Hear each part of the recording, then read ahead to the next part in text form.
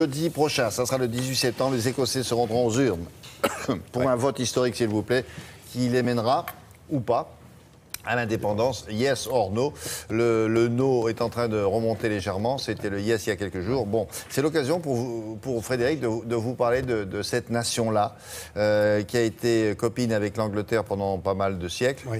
Mais au début, ils étaient séparés, c'était pas des gens... Ils n'ont aucune raison d'être sur le même drapeau et de faire partie de la même union. En tout cas, c'était un royaume, hein. Ça a été un royaume pendant très longtemps, le royaume d'Écosse, et qui a passé des accords avec la France, volontairement, évidemment. On prenait en sandwich un petit peu, vous voyez, l'Écosse est au-dessus, la France est en dessous. Ah oui, oui, ça date de Philippe le Bel, et il y a toujours eu une garde écossaise chez les rois de France. Ah bon? Donc c'était une volonté d'avoir des soldats écossais à leur côté. Pourquoi c'est les Anglais? Ah oui, voilà, exactement. L'idée, c'était de passer des... Il y a eu beaucoup de mariages entre des souverains ou des filles de souverains écossais avec des fils de rois de France. Ah bon? Donc Marie Stuart, souvenez-vous de Marie Stuart. Donc il y a eu comme ça plusieurs exemples. Alors ça remonte très loin. Ça représente l'Écosse, ça représente grosso modo un tiers du territoire quand même, hein, du Royaume-Uni, de Grande-Bretagne et d'Irlande. Ça représente un tiers. Et de la Grande-Bretagne, effectivement, de cette île, puisque c'est l'île, la Grande-Bretagne, ça représente un tiers du territoire. Du Royaume-Uni, on va dire. Voilà, du Royaume-Uni, parce que sinon, après, on se complique un petit peu.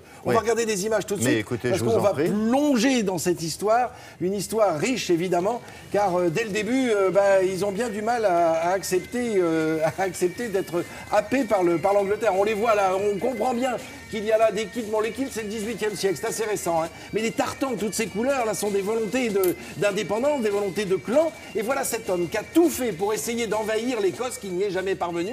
Il s'appelle Adrien, il est empereur de Rome. Rome s'est saisi de toute l'Europe, on connaît la taille de l'Empire. Ils vont monter en Angleterre et ils butent, ping, ils butent contre l'Écosse. Rien à faire. Là, il y a des sacrés gaillards, on les voit à gauche. Ce sont des Pictes, ce sont des Scots. Les Scots, tiens, c'est un peuple Scot qui va donner son nom à cette terre. Les Scots ont pris la terre des Scots. La lande des Scots, Scotland, c'est l'Écosse, on comprend bien. Et voilà ce mur d'Adrien. Les Romains ont créé un mur pour se dire ils ne vont quand même pas descendre jusque oui, pour les cantonner dans leur chez eux, puisqu'on n'a pas pu s'en séduire. Et lui, c'est qui? Alors lui, c'est un roi d'Angleterre et d'Écosse, incroyable. Et lui, on est au XVIIe siècle, mais il ne va pas réussir l'union parfaite entre les deux royaumes. Pourtant, il est à l'origine du fameux Union Jack, puisqu'il s'appelait Jack, le fameux drapeau britannique que l'on connaît encore aujourd'hui. Le chardon, l'emblème de cette Écosse. Les Anglais ont voulu envahir l'Écosse et puis de nuit, ils sont venus pieds nus. Ils ont marché sur des chardons et alors là, ils se sont mis à hurler. Aïe, aïe, aïe. Mike Taylor, en anglais. Ah, très bien.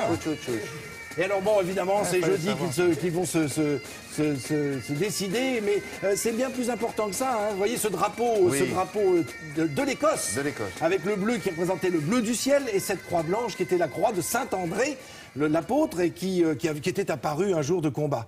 Alors ce drapeau britannique, il va sûrement changer si par hasard le oui l'emporte. Ah ouais. On a fait une petite... Ils mettront plus les Écossais sur leur drapeau. Non, exactement. Alors regardez, on voit là comment a été conçu le drapeau, l'Union Jack, hein, qu'on connaît aujourd'hui. Vous avez tout en haut à gauche la croix de Saint-Georges, c'est l'Angleterre, sur fond blanc. À droite, vous avez l'Écosse, avec la croix de... L'un plus l'autre, ça donne... L'un plus l'autre, plus l'Irlande. Ah oui, hein, attendez, d'abord, 1 plus Écosse égale, d'accord, et ensuite vous rajoutez l'Irlande. Et vous avez le drapeau britannique. Si vous enlevez l'Écosse de ce drapeau qui est tout en bas, hein, imaginons. Oui. Voilà ce que ça donne. Voilà ce que ça va donner. Il n'y a plus de bleu. Et du coup, ça retire la croix blanche. Un petit côté japonais, ça, un petit peu de soleil levant. C'est vrai, un petit peu de soleil levant. Donc voilà ce qui... Mais c'est plus important qu'on ne pense, parce que ça touche la Grande-Bretagne, mais ça touche toute l'Europe. Regardez ce qui s'est passé, les manifestations en Espagne. Regardez, voilà, est-ce que ça ne va pas donner des idées à d'autres... Est-ce que tous ces pays qui souhaiteraient, enfin ces régions qui souhaiteraient accéder à l'indépendance sont aussi riches que l'Écosse? Je ne crois pas. C'est la vraie question qui se pose. Mais il y a un port militaire, par exemple, en Écosse. C'est très important pour la marine britannique. Enfin voilà, tout ça, ça laisse quand même bien des questionnements. Et puis le duc d'Édimbourg, enfin quand même, qu'est-ce qui va devenir le mari de la reine? Il va rentrer chez lui, et puis voilà, il va aller habiter avec Tati à Buckingham. Trop affreux. Je sais, ça va pas être facile. Vous avez gardé la chanson de Sean Connery? Ah oui, c'était bien. Vous l'avez pas loin? Pas loin ou... Loin. D'accord. Bon, on se la met de côté, puis on la passera tout à l'heure. Allez, on va passer à la revue de presse.